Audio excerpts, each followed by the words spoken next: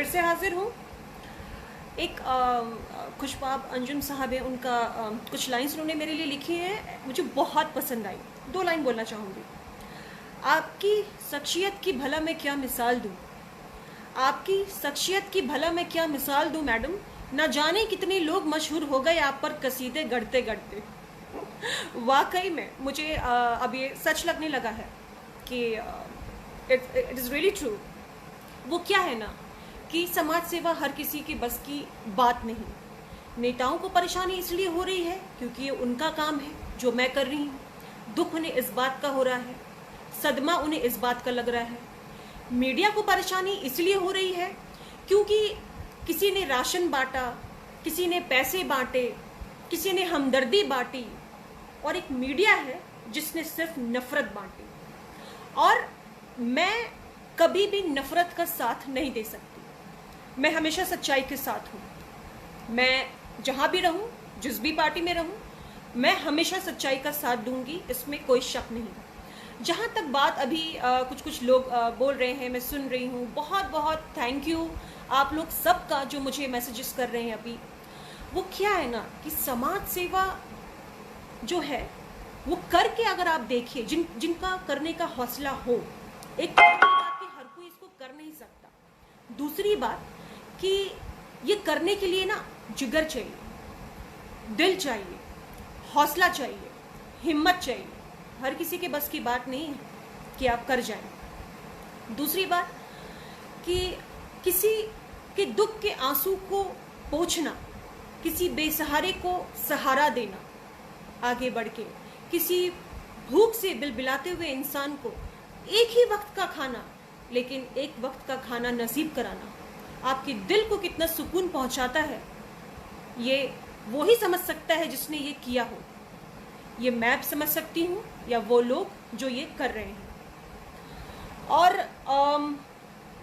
मेरी हर एक सक्षम व्यक्ति जो इस समाज में है, जो सक्षम है, उनसे मेरी ये अनुरोध है कि वो भी ऐसे बेसहारे लोगों की तरफ मदद के हाथ बढ़ाएं। और ऐसा समय जब पूरा देश बिल्कुल टूट के बिखरने के कगार पे है, हम सबको एक होना चाहिए। अभी मैं ये भी बताना चाहूँगी कि अभी लास्ट जो हमारे प्राइम मिनिस्टर ने अपने लास्ट संबोधन में जो संबोधन दिया, उसमें भी उन्होंने हमें ये कहा है, हमारे रिस्पेक्टेड प्राइम मिनिस्टर ने, कि आप लोगों से जितना हो सके, आप लोग जो भी सक्षम व्यक्ति हैं वो गरीबों की मदद ज़रूर करें। मुझे उनकी ये बात बहुत अच्छी लगी, इसीलिए मैं इसको यहाँ पे रिपीट कर रही हूँ। मैं फिर से कहती हूँ, राजनीतिक बातों में हम अलग हो सकते हैं, लेकिन मुझे उनकी ये विचारधारा बहुत पसंद आई। जहाँ तक बात मीडिया की हम करेंगे, जैसे कल भी मैंने आपको एक बात बताई, दिन दहाड़े जो एक कत्ल हो गया, ये बोलना चाहती हूँ मैं, उसमें ऑडियो साथ नहीं दे पा रहा था। ये मैं बताना चाहती हूँ कि ये जो घटना है वो उत्तर प्रदेश की है। और ये मैं बताना चाहती हूँ कि कैसा राम राज है ये आपका। दिन दहाड़े एक महिला जिसका नाम ज्ञानवती है, वो अपने घर पर बैठी थी सुबह। पड़ोस का एक व्यक्ति जिसका नाम मनु है, वो दिव्यांग है। पहली तो बात कि उनके पास तमंचा कहाँ से आया पता नहीं। उन्होंने 2 गोलियां ज्ञानवती के ऊपर चलाई। पहली गोली से ज्ञानवती बच गई और दूसरी गोली सीधा उनकी पीठ पे लगी और मौके पर ही उनकी मौत हो गई। क्या ये बात आपको मीडिया ने दिखाई है? आई रियली डोंट नो दिखाई है कि नहीं, पर मैं आपको ये बात बता रही हूँ क्योंकि मैं इसे अपनी जिम्मेदारी समझती हूँ कि ये चीज़ें आप लोगों तक, जनता तक पहुँचे। हालांकि मैं प्रशासन पे इसमें बहुत तारीफ करती हूँ क्योंकि उसी वक्त प्रशासन ने उसे गिरफ्तार किया जो वो घर में छुपा हुआ था। ऐसा बताया भी जा रहा है कि उस आदमी की जो नज़र है वो उस महिला के मकान पर थी क्योंकि वो महिला अकेली रहती थी। 2 साल से उसके पति ने उसको छोड़ दिया था। एनीवेज, उस औरत की तो मृत्यु हो गई अब। लेकिन मैं आप लोगों से ये बोलना चाहती हूँ कि ये किस तरह का राम राज है। सिर्फ ये कह देने से कि जय श्री राम और आप किसी का गला काट देंगे? नहीं। सिर्फ ये कह के हे राम आप किसी का गला काट देंगे? नो। सिर्फ ये कहना कि भाई मैं तो राम का पुजारी हूँ, मैं भी हूँ। मैं तो हनुमान का पुजारी हूँ, मैं भी हूँ। मैं दुर्गा की भी पुजारी हूँ, ये भी याद रखें। मैं काली की भी पुजारी हूँ, ये भी याद रखें। पूजा करने में हम भी पीछे नहीं, आप भी पीछे मत रहिए। लेकिन हे श्री राम कह के आपको राम जी ने किसी को कत्ल करने का टेंडर नहीं दे दिया कि आप किसी का भी कत्ल और किसी को भी चोट पहुंचाते रहें और उसे मारपीट करें या आप मॉब लिंचिंग करें। इसकी और राम जी ने आपको टेंडर नहीं दिया है, ऊपर से देके नहीं भेजा है। कौन सी किताब में लिखा है? किस किताब में आप लोग ये पढ़ते हैं?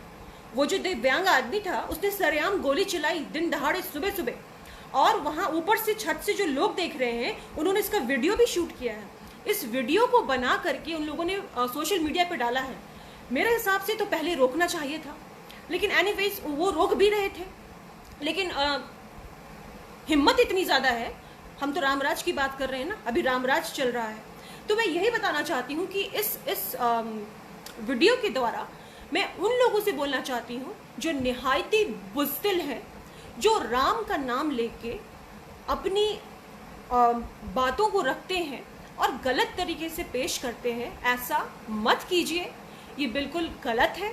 अगर आपके अंदर थोड़ी सी भी इंसानियत बची है तो अभी हमें इन सब चीज़ों को भुला करके एकजुट होना है, लॉकडाउन को प्रमोट करना है, घर के अंदर रहना है, सुरक्षित रहना है।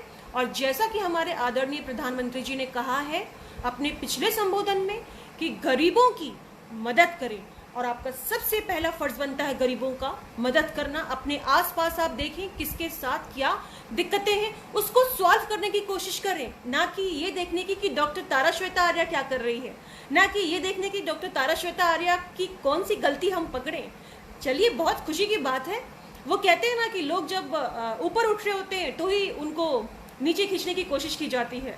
कोई बात नहीं, मुझे कोई दिक्कत नहीं। मेरे बहुत सारे वेल विशर्स हैं फेसबुक पर, बहुत हौसला अफजाई करते हैं और उनका मैं बहुत बहुत शुक्रिया अदा करती हूँ। आप लोगों से मुझे हिम्मत मिलती है और मैं पूरे भारत को ये बताना चाहती हूँ कि मैं अपना जो काम कर रही हूँ निस्वार्थ और करती जा रही हूँ। मुझे नाम कमाने का शौक बिल्कुल नहीं, ये किसी पर्टिकुलर के लिए है भाई साहब। मैं काफ़ी नाम कमा के आ चुकी हूँ इंटरनेशनली, मैंने पूरे वर्ल्ड में नाम कमाया है, इतना मीडिया पे आ चुकी हूँ, इतना नाम कमा चुकी हूँ। ये सब करके मुझे कुछ नहीं मिलेगा। मुझे कोई शौक़ नहीं कि मैं अपनी तस्वीर चिपकाऊँ, फ़ोटो चिपकाऊँ अखबार के अंदर।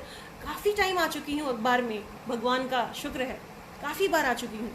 लोग काफ़ी टीवी पे बुला चुके हैं, भगवान की शुक्रगुजार हूँ मैं, और अपने मरीजों की शुक्रगुजार हूँ। और सबकी दुआएं मेरे साथ हैं, मेरी माँ की दुआएं मेरे साथ हैं, मेरे पिताजी की दुआएं मेरे साथ हैं, मेरे सास ससुर की दुआएं मेरे साथ हैं। मेरा कोई कुछ नहीं बिगाड़ सकता। आप जितनी भी कोशिशें कर लें, मैं हिंदू मुस्लिम के बीच जो ये फूट डालने वाले लोग हैं उनके सख्त विरुद्ध हूँ और उनका मकसद मैं कभी पूरा नहीं होने दूंगी। जय हिंद, जय भारत, जय श्री राम।